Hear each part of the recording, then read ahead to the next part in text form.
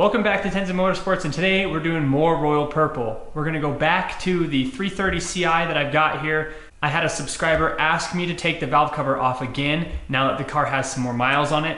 As of right now, the car has close to 1,300 miles. The break-in period was 480 miles or so is when I changed the oil, and then I've done about 700 and something miles after that. So we're getting pretty close to 1,300 miles combined total between the two. Now I know that the engine I tore down had closer to maybe 1,700 miles or so of Royal Purple on it. So I hope that this one actually shows a little bit more improvements. A quick recap of part 2 in my Royal Purple segment shows that we did 500 miles and it did do a little bit of progress. It softened up a lot of the buildup that was in there and you were able to wipe it off pretty easy. So we're gonna take this off today now with over double the mileage, and we're gonna see what the inside of this looks like. First, we're gonna move the 1 Series out of the way and then we'll get started.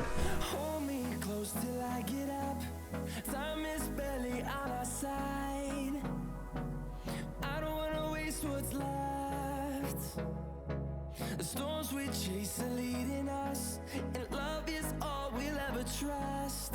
Yeah, no, I don't wanna waste what's left. So now we got the car on the ground, we're gonna be popping the hood and then taking the valve cover off. Unlike part 2 in my Royal Purple series that I did, we're not actually gonna be doing an oil change today. I'm just popping the valve cover off. We'll be inspecting it again. I'm only gonna be showing clips from before and after. I'm not gonna muddy the water with the 500 mile check-in one. I'm just gonna be doing a before and after so that we don't get anybody confused. I've also been doing some research to see how many miles you really should have on your oil before you do an analysis on it. The oil in this car has about 800 miles, so if I find out that's enough to actually go and get an analyzation of the oil and get some accurate results of it, I will probably be taking the oil, draining it, and then sending it off to get analyzed. So one weird thing I did notice about the E46, well, I guess it's more a fault of the M54 engine, is when you pull the oil cap off, you can't actually see down in there because there's that cam cover that sits right below this, which is very weird because on the X3 that we have and the 1 Series, you can actually see down in the engine and see the cams and different engine components through this hole. So it is kind of weird that if you want to see down in here, you have to completely take it apart. You can't just peep down in there. So one more thing before we take the valve cover off, I'm gonna mention I am not sponsored by Royal Purple. These are really just my findings. I have no connection to them. I have no loyalty to them. I'm really just searching around for the best oil. So far I've done a couple tests with Royal Purple. I've been very happy with the results, but this isn't gonna stop me from looking into other oils and maybe testing them in the future. As always, if you have any experience with any oils, please leave your experiences down in the comment section below. Everybody wants to hear from you. I want to hear good, informative conversations of people's real experiences so everybody can find out for themselves which oil is truly best for your application.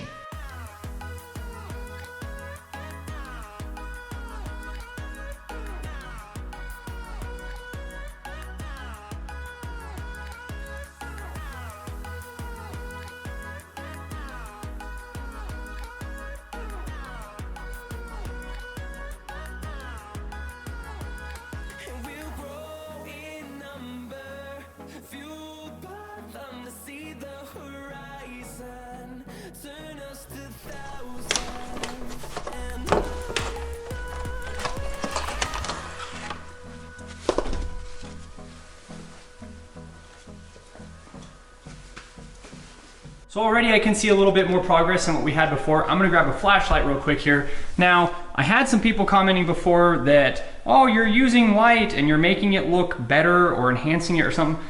This doesn't change anything, guys. This makes it so you can see down in there. If you want a really dark video, I mean, I guess I can shoot one. I mean, these shop lights are great, but underneath the hood and back in the engine bay a little bit, it's just difficult to see. So we're gonna get the flashlight in here so we can see better and see exactly what's going on in here. So I'm gonna put my flashlight here to its second position so we're not shining too much light in here, but already I can see a lot more progress. This looks a lot better than it did, especially down in here. You can see it slowly start chewing away at that really dark stuff.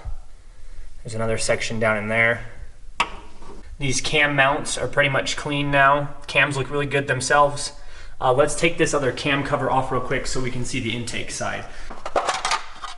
So this cam cover looks pretty good. I know that oftentimes you get buildup on the inside, but it looks pretty clean. So let's take a look at the intake cams. Again, it looked like it cleaned this up really well through here.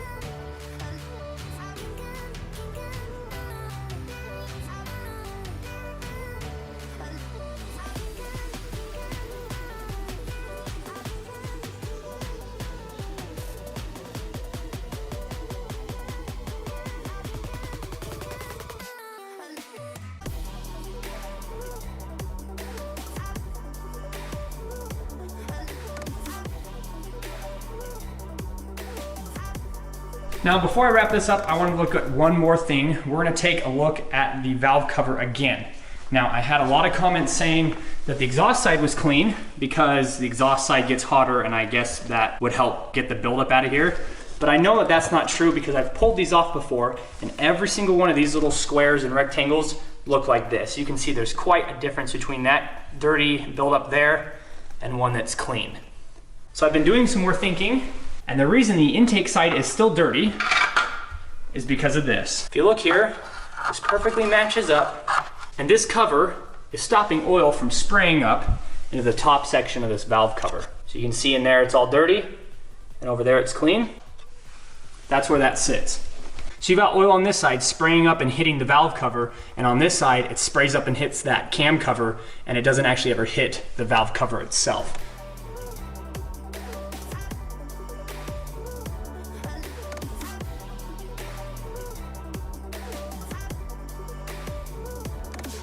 So as of right now, I would say that this test was a success. It did clean the engine. Now, I know what you're thinking, it's not as clean as that first engine we were looking at, but give me a second, we'll get back to that. So with the mileage that this engine has, 1,300 miles, this has cleaned up a lot. When this first went in there, it was absolutely black. I mean, it was just super dark, and look how much it's cleaned up in 1,300 miles. Now keep in mind, that's less than a fifth of the expected lifespan of the oil. Now I'm not saying that it would sit there and clean it up until it was absolutely like shiny, bright, brand new, but it's gonna get pretty close. So I understand it is a little bit confusing because this isn't really necessarily a direct comparison to that first engine.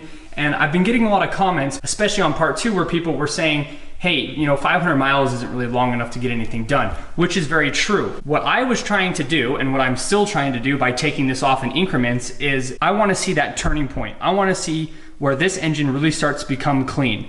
That other engine happened in around 1,700 miles. So did it happen at 500 miles? Well, no. Did it happen at 1,300 miles? Yeah, it's starting to get there. Does it happen closer to 17 or 2,000 miles?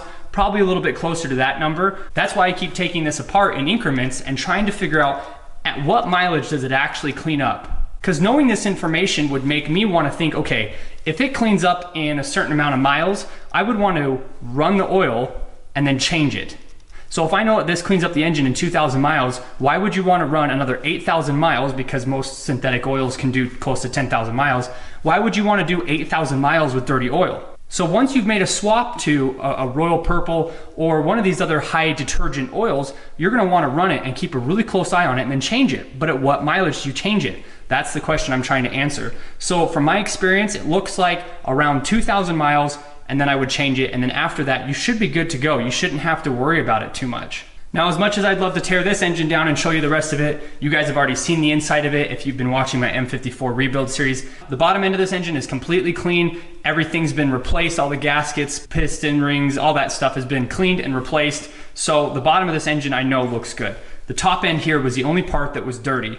And this brings me on to another point. This is why I'm not gonna be using this car to test oils from now on, mostly because I just don't put enough miles on this car. This car sees maybe 2,000 miles a year, 2,500 miles a year or so, and that's just not really long enough to test oils. And now that I've got this essentially cleaned up, what am I gonna be looking for? It's gonna be clean, and am I just down to doing oil analysis? So for this car, I'm not gonna be doing any more oil tests on this car. I'm gonna be replacing the filter, draining the oil, and then this car will probably be done with its oil tests. So I'm gonna wrap it up here. I appreciate everybody for watching. I hope that this helps you make an intelligent decision on the oil you decide to choose. This is just the oil that I decided to test on my engine. There are a lot of great oils out there. Every single time I talk to somebody, they're recommending or talking about a different oil. I didn't even realize that there was that many oil options out there. So do your research, take your time, and decide what's best for you, your wallet, and your application. If you enjoyed, hit the like button to help the video, subscribe to support the channel. Let's keep the comments civil and family friendly. And as always, I'll see everyone in the next video.